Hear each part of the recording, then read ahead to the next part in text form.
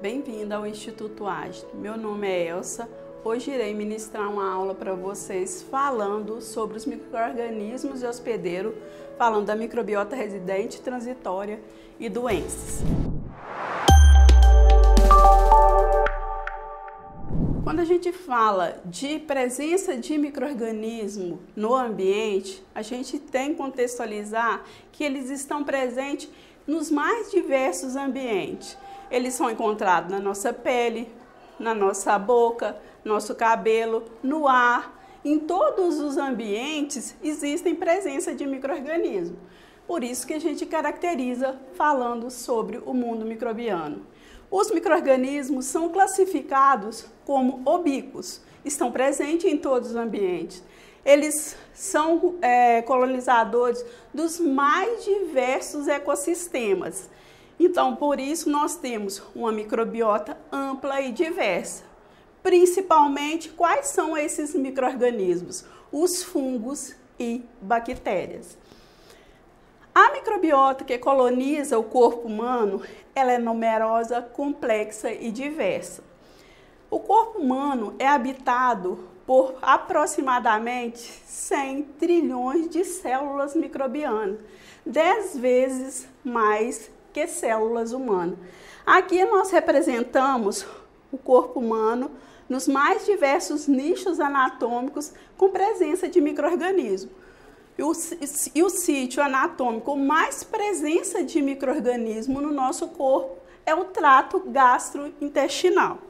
Como eu já mencionei a vocês, os micro-organismos habitam diversos sítios anatômicos e eles são classificados em dois grupos: a microbiota residente e a microbiota transitória. O que é essa microbiota residente?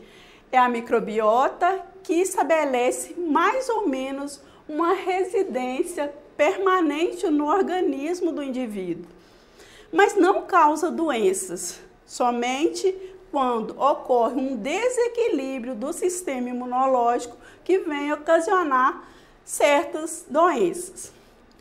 Altamente dependente das condições às quais o indivíduo é exposto.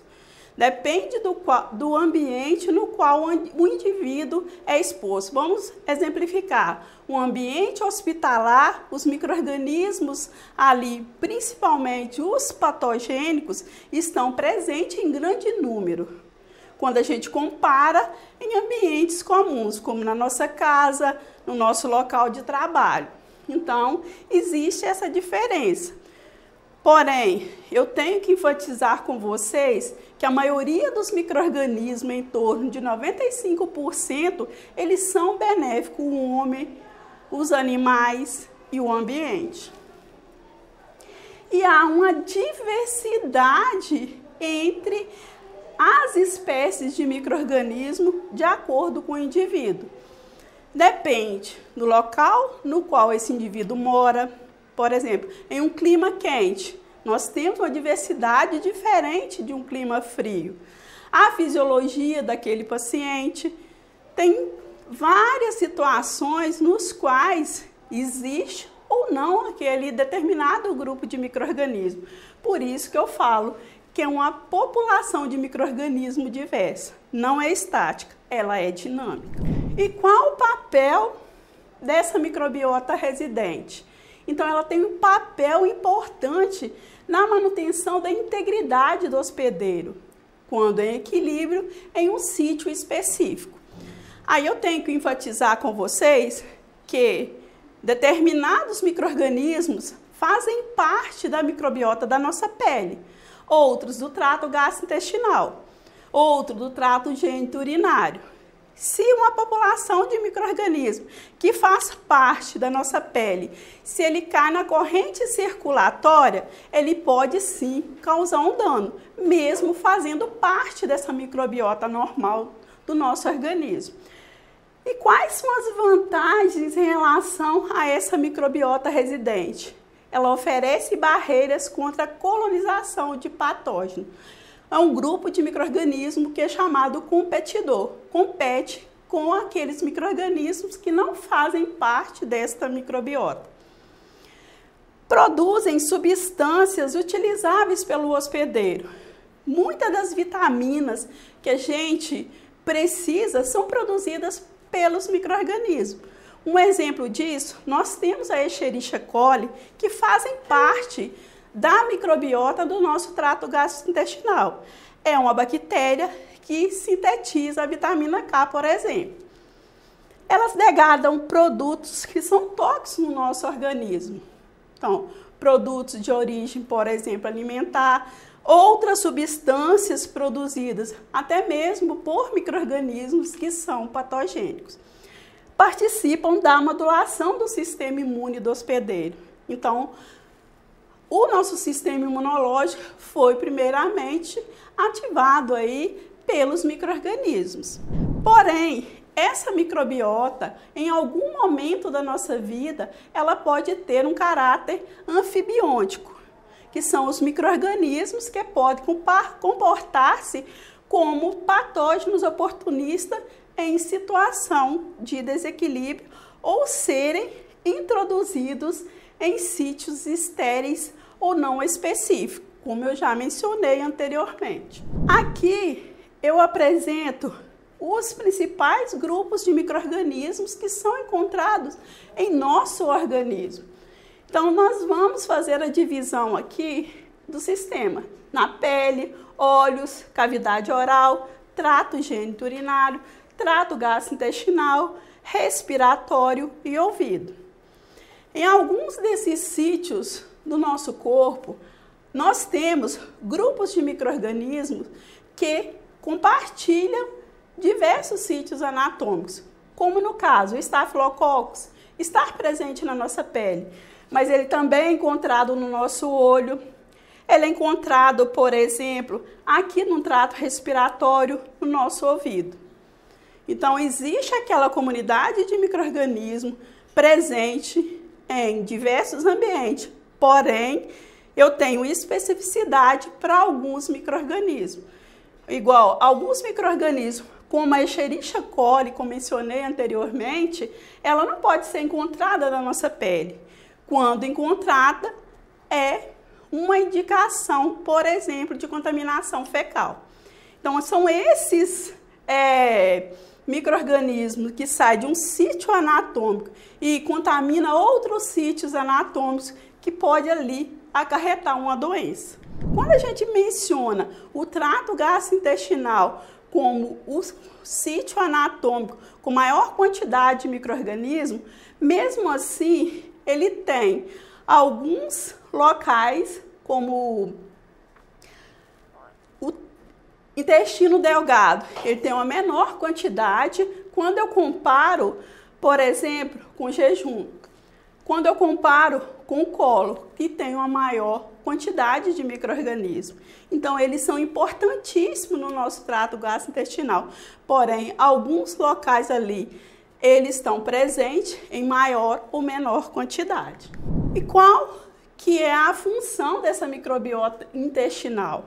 Ela atua como modulação do nosso sistema imunológico, degradação de componentes não digeríveis da dieta, como alimentos ricos em celulose, produção de ácidos graxos de cadeia curta, que a gente utiliza-se como fonte de energia, são responsáveis pela proteção do epitélio intestinal, por exemplo, como contra os patógenos, síntese de vitamina, tiamina, riboflavina, piridoxina, B12 e a vitamina K.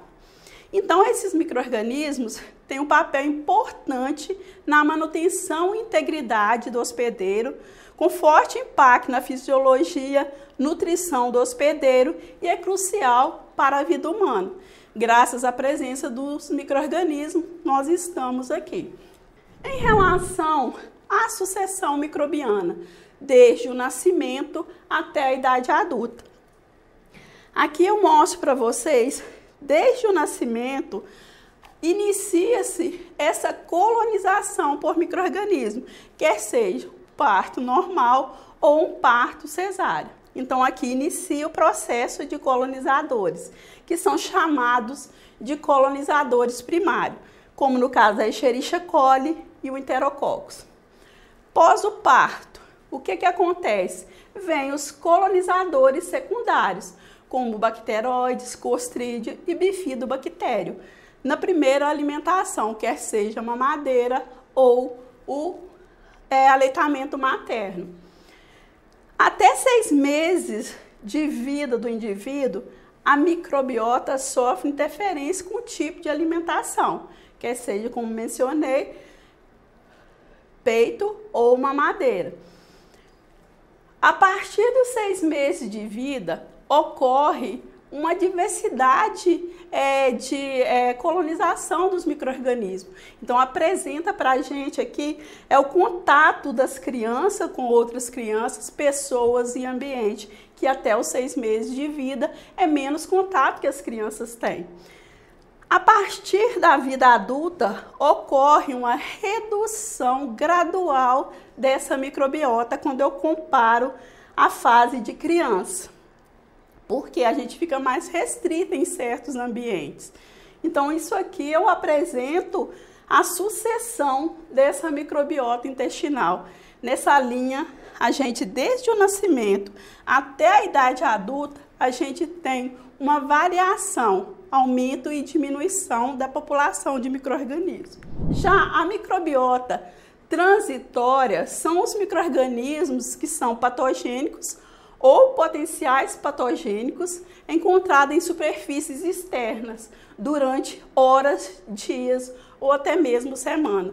Quando eu falo da microbiota transitória, são aqueles micro-organismos que a gente deve ter uma maior atenção, que pode ser um patógeno em potencial. Pouca importância se a microbiota residente estiver em equilíbrio. Então, a gente precisa dessa microbiota residente devido a essa microbiota transitória. Caso ocorra alteração neste equilíbrio, os micro-organismos transitórios podem proliferar-se e produzir uma doença. Então, quando a gente fala da microbiota residente e dessa microbiota transitória, ela tem uma importância de acordo com a interação da bactéria ou hospedeiro.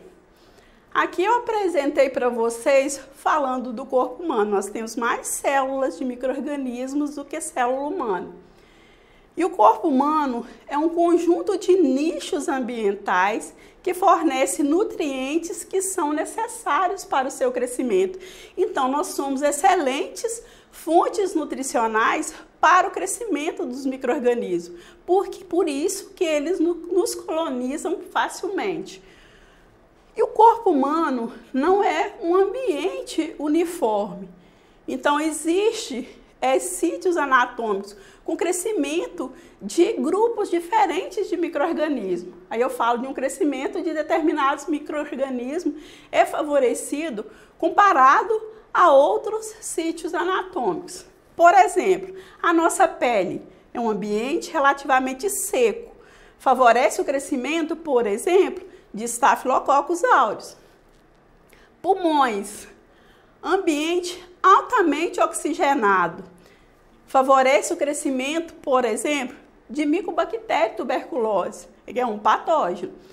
O intestino grosso, um ambiente anóxico, favorece o crescimento dos anaeróbios estritos, como Clostridium e bacteroides.